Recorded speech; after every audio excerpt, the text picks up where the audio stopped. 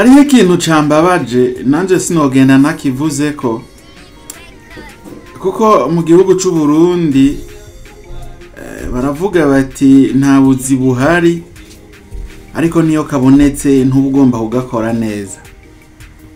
Je nababajwe na accident yabaye mu gihugu c'u Burundi. Nyakubahwa guverineri w'intara ya Burunga aragerageza uburyo bwose yoshobora gushugurikira abantu bagize isanganya bakomeretse, aragerageza arabatwara ku bitaro byo muri commune Rutovu, aho ni mu ntara ya Bururi ya kera, ubu iri mu ntara ya Burunga, intara yagutse. Rero guverineri yarashoboye gutwara abo bantu ku bitaro, mugabo umuforoma wo ngaho onye kuri ivyo bitaro aranka kubakira ngo badafise carte d'assurance maladie.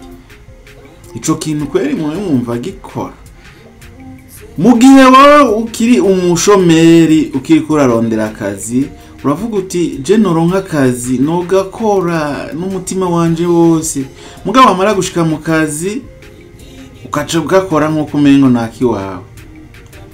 Uwo muforoma yashoboye kumbabaza naho ntazi abo bantu kandi ntanamuzi, kuko twebwe twarahejeje amashure turaja no mu za kaminuza turadepoza ahantu henshi yatandukanye kugira turonke ubuzi turabubura.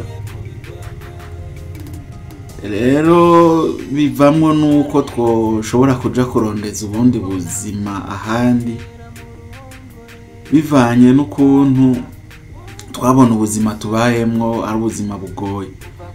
Mugabo kaza wumva nk'umuntu yaronse akazi ari naho akikaronka akanka gufasha abantu bashoboye kugira isanganya.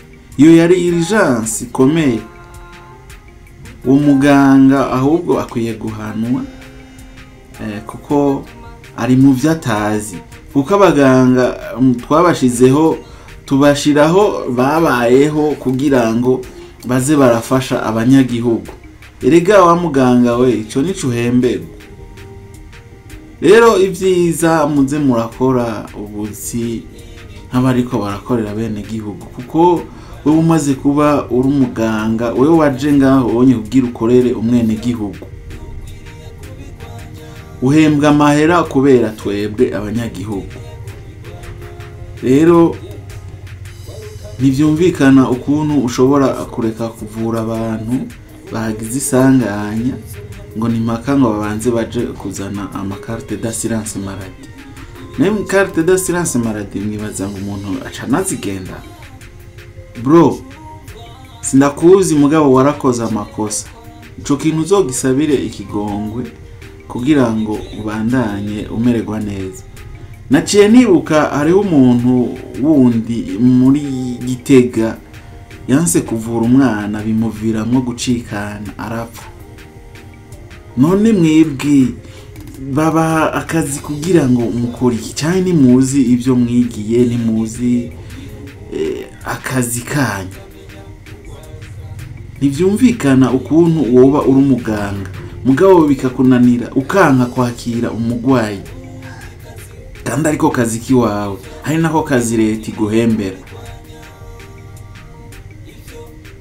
Rero nukuraba mukaza muri kubitagashi mukibuka yuko ako kazi muriko murakora hariho nabandi bagashoboye kandi bogakora n'umutima mwiza.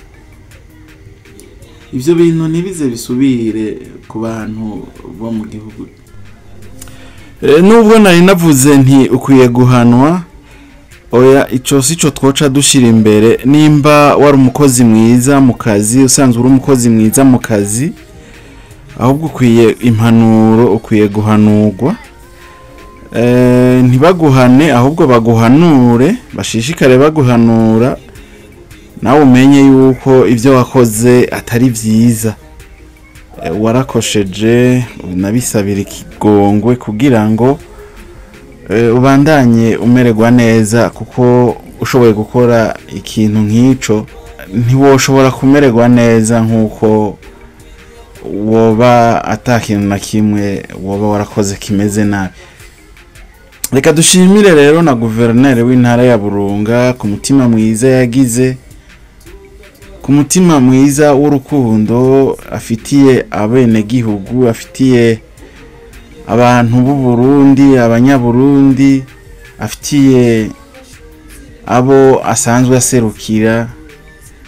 Imana imuhezagire, abandanya amererwa neza, abandanya agira imigisha. Twari dukeneye abantu nk'abo bitaho abanyagihugu, atoshobora kwirengagiza ikintu kandi yashoboye kukibona yuko yoshobora gutanga support cyangwa yoshobora gufasha. Imana imuhezagire guverineri w'intara ya Burunga, mukomeze mu kazi kiwe ka misi yose. Rero ivyo bintu ntibize bisubire mu bantu b'iwacu mu gihugu c'u Burundi. Nimba warashoboye kugirirwa amahirwe ukaronka akazi, gakore nkuko kaguhemba, kagutunze, kagutungiye n'umuryango. Byari ivyo nashaka kuvuga.